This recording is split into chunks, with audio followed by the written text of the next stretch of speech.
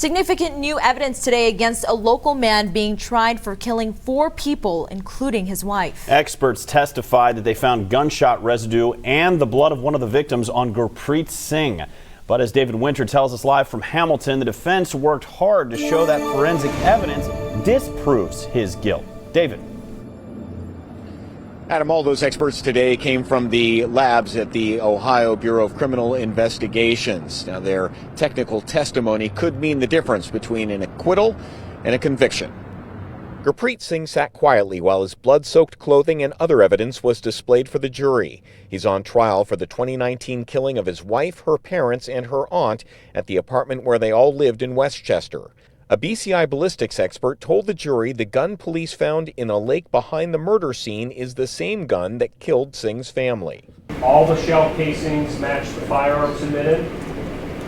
Correct. The 2 bullets match the firearm submitted? Correct. And the bullets that you examined from the bags labeled from the autopsy, they also match the firearm submitted? The identifiable ones, yes. But a DNA expert could not tie the gun to the defendant. That none of the areas that you tested on Gurpreet Singh's clothes found identifiable DNA for Hakiki Hanaf, correct? From the samples we tested, correct. We did not detect any of Hakiki DNA. A gunshot residue expert confirmed swabs from Singh's hands had GSR on them. But the defense sowed doubt how it got there, since it claims Singh held his wife's head after he found her. And so if an individual grabbed the victim by the head or hair, we would expect that individual to have GSR on his hands, right? Correct.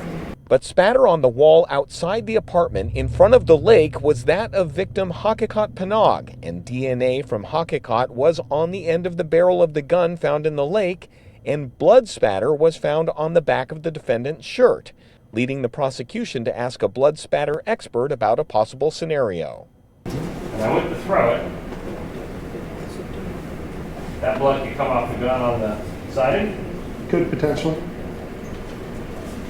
Could it also explain why I've got blood in the middle of my back? Could, yes.